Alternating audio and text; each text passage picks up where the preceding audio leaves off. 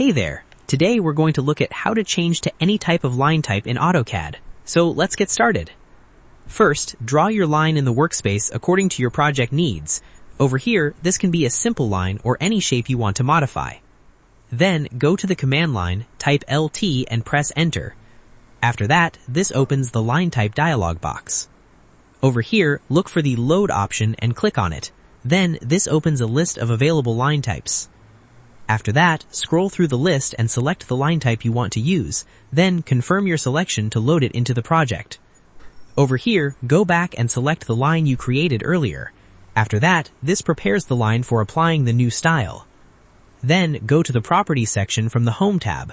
Over here, look for the Line Type option in the Properties settings.